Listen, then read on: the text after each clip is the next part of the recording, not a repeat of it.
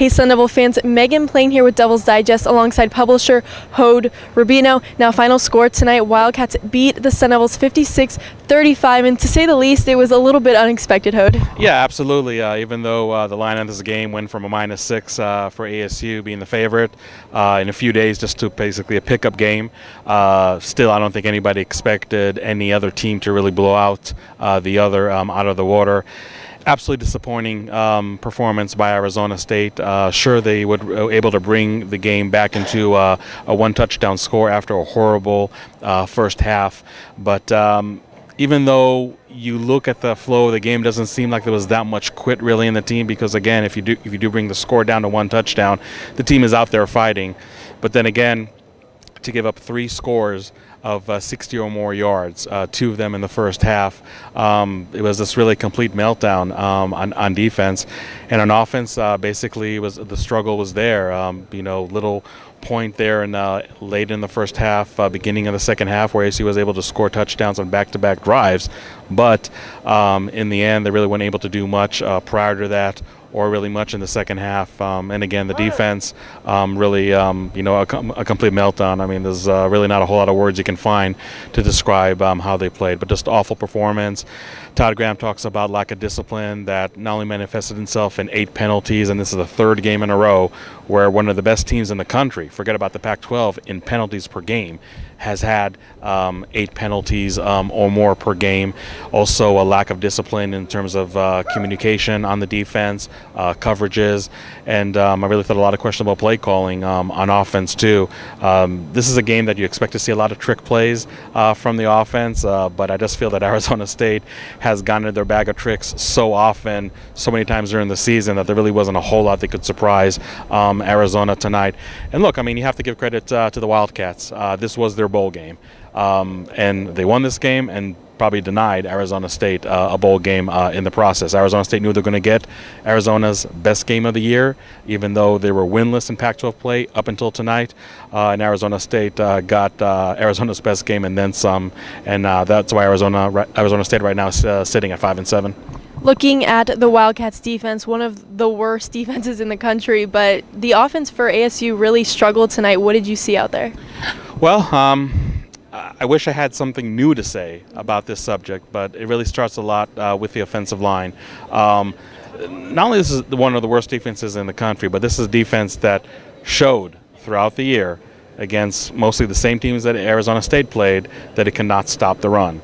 And yes, Arizona State has struggled a lot with running the ball throughout the season. We talked about that ad nauseum, but I thought this was one game where Arizona State could really establish itself on the ground, and really help Manny Wilkins in the process in the passing game.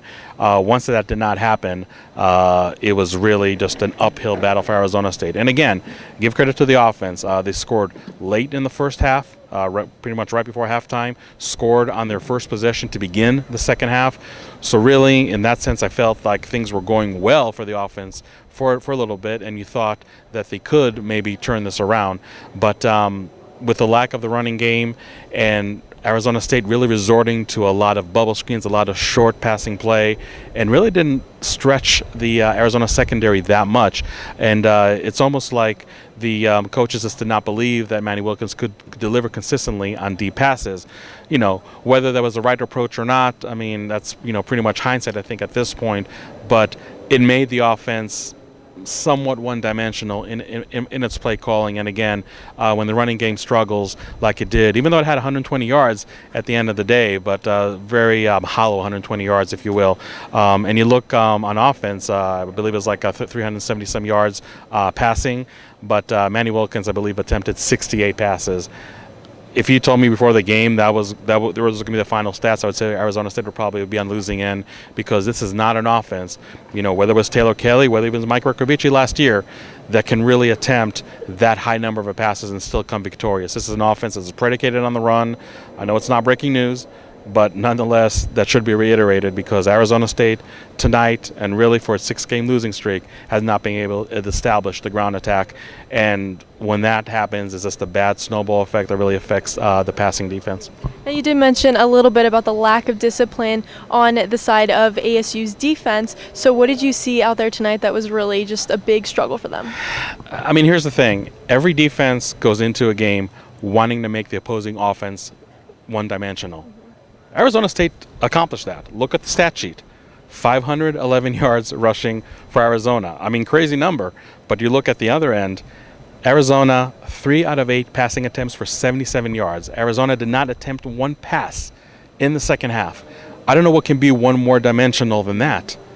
But it played right into Arizona's hands. This was one of the best rushing defenses in the Pac-12 in Arizona State. And still, they were not able to do anything to stop the Arizona running game.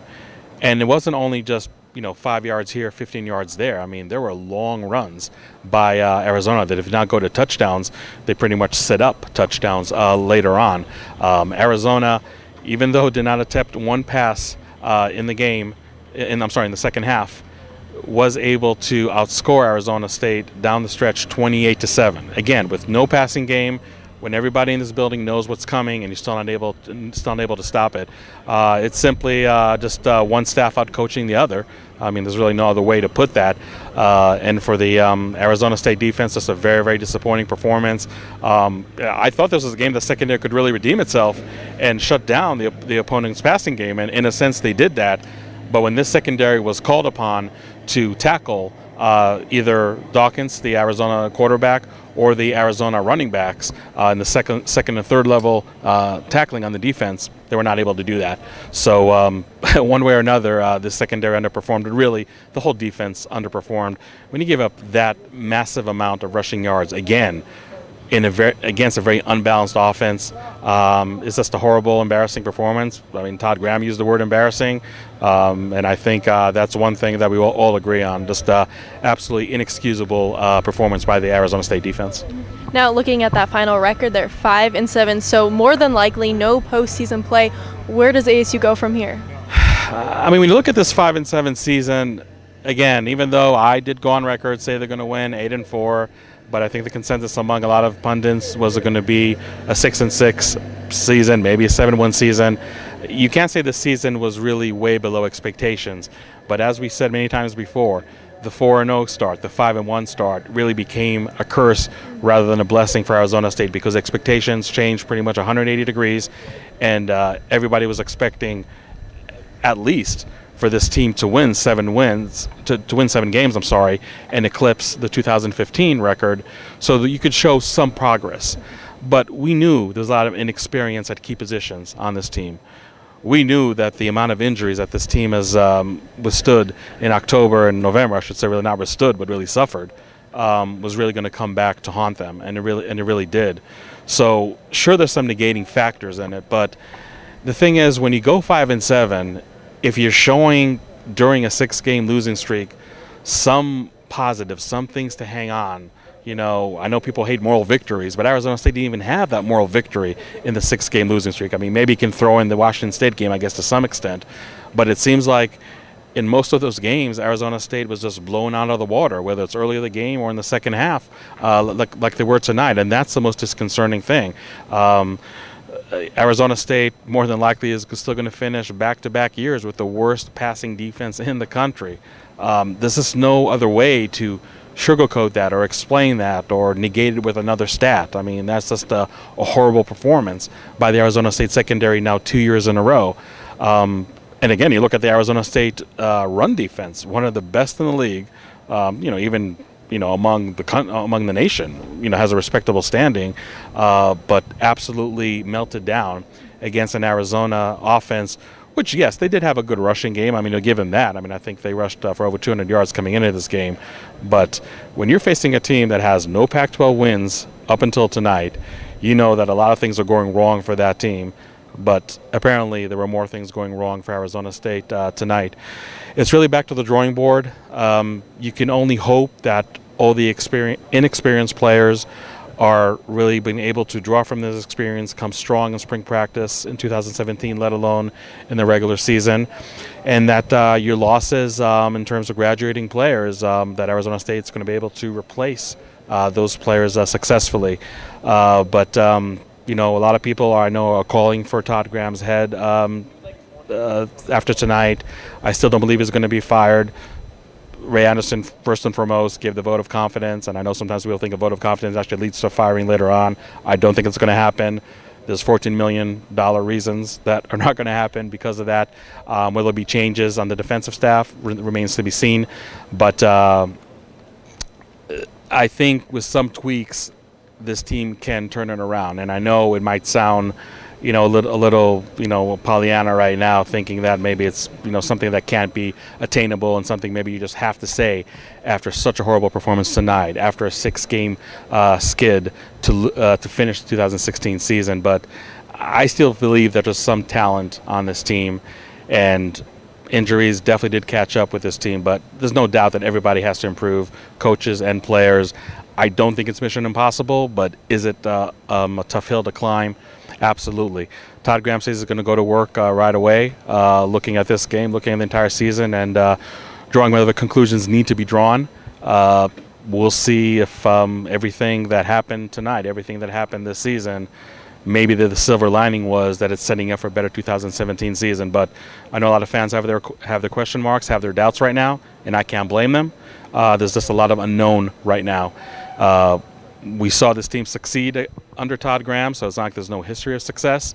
But these last 2 seasons have been very, very disheartening, and what happened tonight may have been really the icing on the cake on that. But we'll see if they can turn it around 2017. Again, I know there's a lot of doubts out there, and myself, I can only project that it may happen, but I don't think there's any guarantees that it will happen. But we'll just have to wait and see. Again, you just hope that maybe somehow throughout all this adversity, Arizona State was able to really take the lessons learned and implement them in 2017. That's the only thing you can hope for right now. Future might be a little unclear, but sometimes maybe that's the fun thing about sports. You just really don't know what's going to happen from year to year. Sure, this year was not fun, but if Arizona State does succeed in 2017, you can look back to tonight. You can look back to this season and say, you know what? Arizona State took its lumps and then some in 2016, but look how it's set up for 2017. That's the only thing, if you're an Arizona State fan, you can hope for, but there's no guarantee it will happen. So the next several months are definitely going to be interesting to see what happens in terms of changes of personnel, both coaches and players, and how this team performs in spring practice and beyond, setting up for what they're hoping, a successful 2017 season and not a third lose season in a row. Thanks, Hoda. Once again, that final score, 56-35. Wildcats walked away with the victory and the Territorial Cup. For all your ASU football coverage, keep it right here at DevilsDigest.com.